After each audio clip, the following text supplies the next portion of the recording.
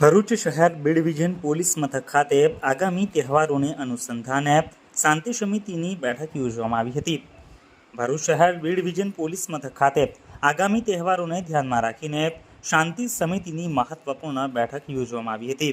આ બેઠકનો મુખ્ય હેતુ રમઝાન માસ અને હોળી ધૂળેટીના તહેવારોની શાંતિપૂર્ણ ઉજવણી સુનિશ્ચિત કરવાનો હતો।